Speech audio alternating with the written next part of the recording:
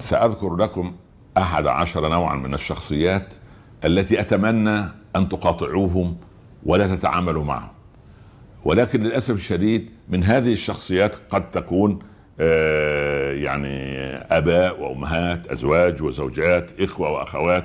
فكيف نتعامل معهم؟ هذا ما سوف أشرحه لكم إن شاء الله رب العالمين.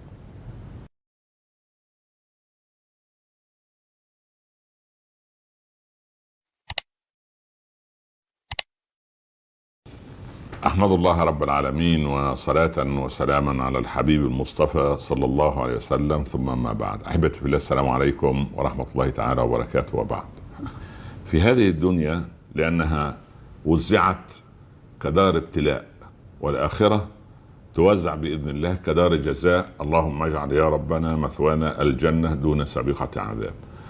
الدنيا دار ابتلاء، ويعني الابتلاءات له أبواب متعددة. من ضمن هذه الأبواب الصعبة أن تضطر الظروف أو الأقدار أو الحياة الإنسان أن يتعامل مع أناس يتمنى ألا يتعامل معهم، يتمنى، لكن أحيانا هؤلاء الناس لهم حقوق شرعية كالأب، الأم، الأبناء، الزوجات، الأزواج، الأقارب من أعمام وأخوال وعمات وخالات وهكذا، جيران، شركة عمل، هكذا. فيه عدة أنواع، جمعت لكم تقريبا 11 صنفا منهم. حاول أن تقطعهم أو أن تبتعد منهم أو أن تهجرهم هجرا جميلا، إلا بعض الأصناف مثل الآباء والأمهات لا تستطيع أن تقطعهم. الإخوة والأخوات نفس القضية، الأبناء والبنات، يعني أنت عندك ضرورة للتعامل معهم، لكن تعامل على هذا المنوال، يعني أن تعرف أو أن تقرأ شخصية من أمامك وتعامله وتشوف من أين تأتي الريح وتسدها. الباب اللي يجي لك منه الريح سد واستريح، كما قالت يعني جداتنا رحمة الله عليهن. أول نوع من هذه الأنواع التي يجب أن تقرأها وتستقرئها وقدر المستطاع أن تقلل من جلوسك معها، الإنسان الأنان كثير الشكوى. كل ما يجلس معك يشكو من أي شيء. في ناس والله يعني كما قلنا من قبل لا تجد ما تشكو منه إلا أن تشكو من الطقس. اليوم حر، اليوم برد شديد، سبحان الله. ويعملوا مجموعات مع بعض حتى على السوشيال ميديا، في عائلات معينة وأسر معينة يعملوا عائلات أنا أسميها عائلات النحيب أو عائلات العويل أو أسر التشكي. ابن فلانة رجله انكسرت، ابن فلانة أو ابن فلان عينه انخلعت، ابن فلان عنده سخونة وصلت 37 ومش عارفه كام. المهم يتبادلوا الشكاوى بتلذذ، يعني عنده لذة في أن يسمع، كما قال الشاعر: وحزنت ألا أحزن. يعني هو زعلان جدا انه ما زعلش، يعني حزين على عدم حزنه.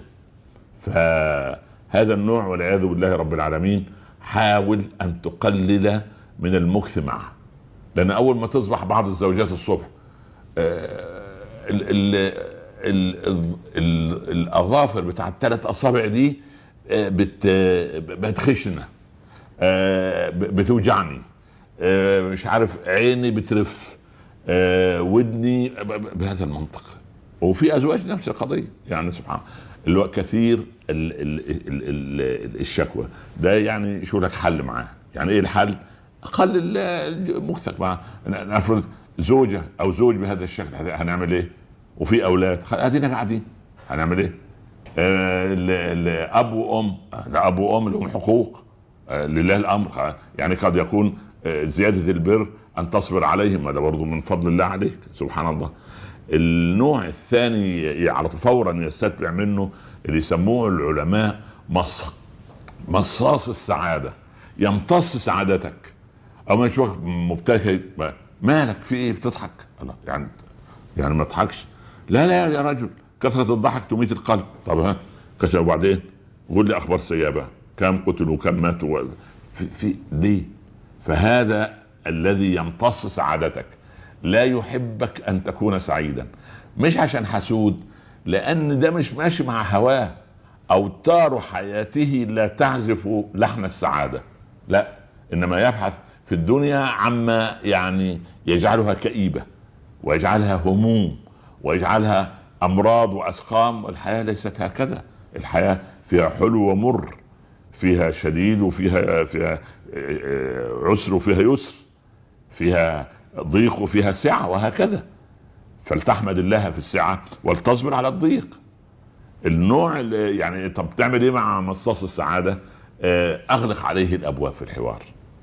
قل يا اخي لا، يجب ان اسعد لانني مسلم، واسعد انني راضي بقضاء الله، واسعد انني اعيش في كنف الله، واسعد انني سبحان الله رزقني ابناء برره، رزقني امنا، رزقني بيتا، رزقني ثيابا، رزقني، وهكذا. يعني انا اقول يا اخي انا سعيد لانني لا انسى جانب النعم.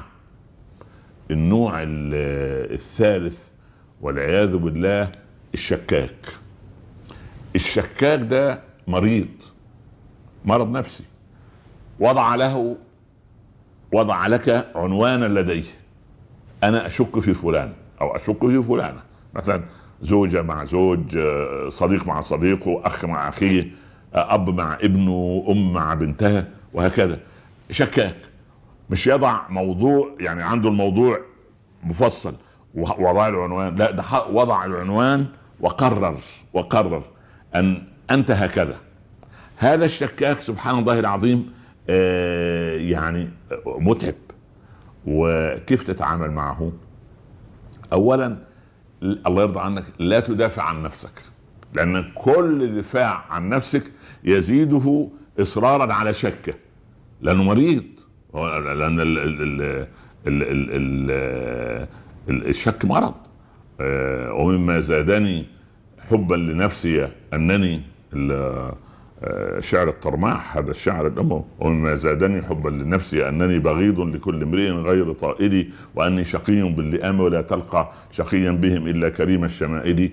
أكل امرئ ألقى أباه مقصرا، يعني يعادي أو معاد لأهل المروءات والفضائل، طب أو لأهل المروءات الأوائل. يعني طب تعمل إيه؟ ما هو شاكك، يشك فيك. لو عملت خير يشك فيك، لو عملت شيء يحتمل 99% خير و1% ليس خيرا، يفسرها على الامر الثاني. مع ان المسلم يجب ان يؤول. فهذا الشكاك انت يجب ان تتعامل معه بألا تبرر وضعك، طالما انك انسان تثق في نفسك. الشخصية التي تليها التي يجب ان تقاطعها، الشخصية اللي هو مغتصب الحرية، مغتصب حريتك، اللي هو تقدر تقول عليه الايه؟ الدكتاتور. مش الدكتاتور اللي قاعد على الكرسي بس، لا، الدكتاتور اللي هو يصادر رايك اول باول. لا لا لا لا، كلام مش مظبوط، كلام مش صح. افهم ان ده صاحب هوى، لا تجادله. ليه؟ قلنا من قبل لا تجادل ثلاثة: لا صاحب سلطان، خلي بالك انت، ولا غبي، بالذات الغبي اجتماعيا، ده مهم جدا. يعني لا صاحب سلطان ولا غبي ولا واحد من اثرياء الحرب اللي هو اغتنى فجأة، يعني كان مفيش واصبح شيء يعني يشار اليه بالبنان، مالا وثروة وجاها. يعني هؤلاء لا تجادلهم. فالانسان اللي عايز يصادر حريتك اولا باول، هذا ابتعد عنه قدر المستطاع، لانه ينظر اليك من علي، هو لا يراك كنملة في السفح، وهو عملاق واقف على يعني تل، يعني فوق جبل، فهو لا يراك الا صغيرا. يستتبع منه الشخصية التي تليها، وهو الذي يرفض منطق الحوار معك، لانه مغلق على ذاته.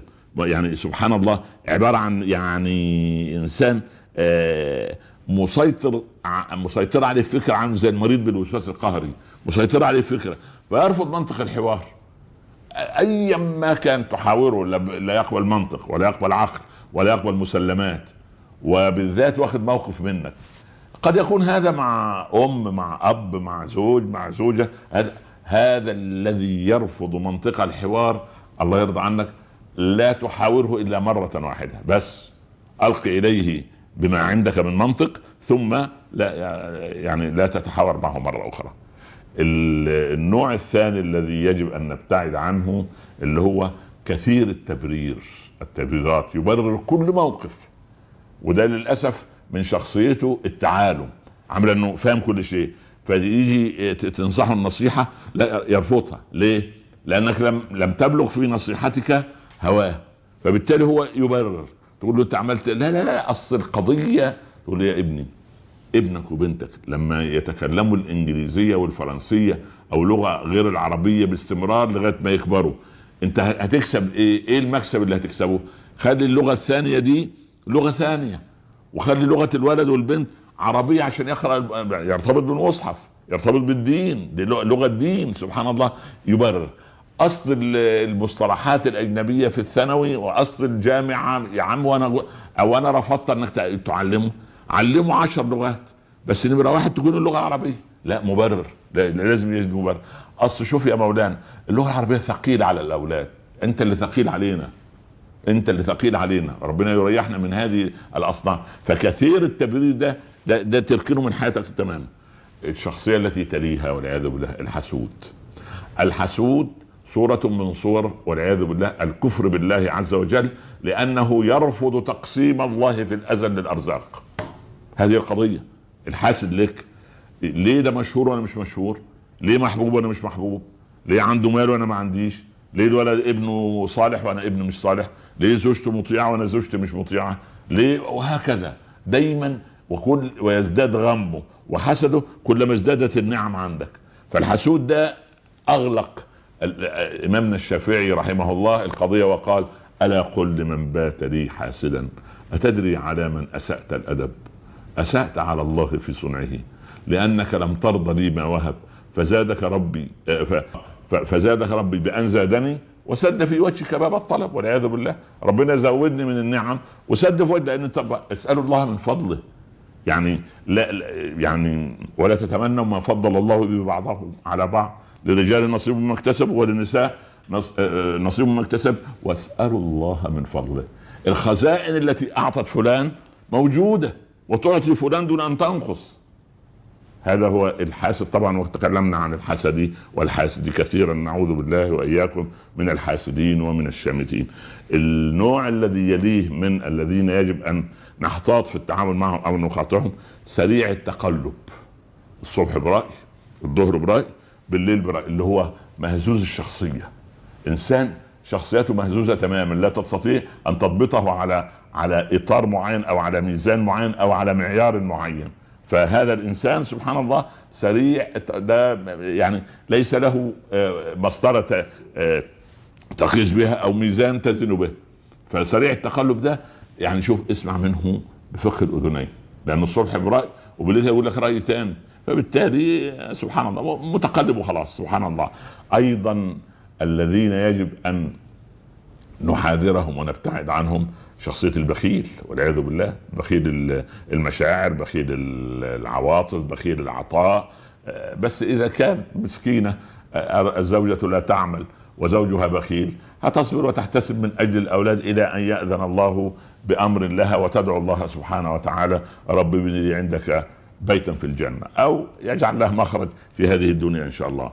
النوع الثاني طبعا لن أطيل في الشرح، يعني النوع الذي يليه في من أقاطعه الإنسان الاستغلالي، اللي عايز يستغل منك أي فرصة، يعني وبالتالي هو يعني يطمع فيما لا يجب أن يأخذه، فطامع ومستغل سبحان الله. إن وجد أن وجود اسمك يقدمه في العمل فيقدم اسمك. وانت عارف عم مين، خالي مين، انت عارف زوج اختي مين، اللي واخد اختي فلان الوزير، انت مش عارفه، انا متزوج اخته. يبتدي لما الوزير ده يقال نتيجة انه طلع لص او حرامي، يقول لا ده انا حتى ما يعني انا تزوجتها ساعة ما كانش اخوها وزير ولا غيره، ده وهكذا. فان اعطوا منها رضوا. ده النوع الاستغلالي والعياذ بالله رب العالمين. النوع الاخير في هذه الحلقة وبعدين نكمل ان شاء الله: الذي يغتابك دون ان يعرفك. هو لا سمعك ولا جلس معك ولكن واخد موقف منك. كل ما يقعد في مكان يقلل من شأنك. يا ابني هل عملته؟ يقول لا. هل جالسته؟ لا. هل تعرف اخباره؟ لا. هل تعرف اسراره وتفاصيل حياته؟ ابدا. امال ليه بتغتابوا؟ هذه الانواع الأحد عشر راجعهم كده مع نفسك. راجعتهم للأسف الشديد وقلبي معك، فأنهم يحيطون بك أو يحيطون بك ابني وابنتي. نسأل الله سبحانه وتعالى من الأزواج والزوجات والأباء والأمهات أن يهدينا سواء السبيل، وأن يجنبنا مضلات الهوى، وأن يجعلنا وأن يعني يرينا الحق حقا فنتبعه، ويرينا الباطل باطلا فنجتنبها. لا تنسوني من صالح دعائكم، وأرجو أن لا يكون هذه الدروس يعني تعطيكم طاقة سلبية، لكن تعطيكم طاقة إيجابية بإذن الله، لأنك بتكشف لك الأمور. وأنا أب ناصح لا يجب أن أنصحكم. والسلام عليكم ورحمة الله تعالى وبركاته.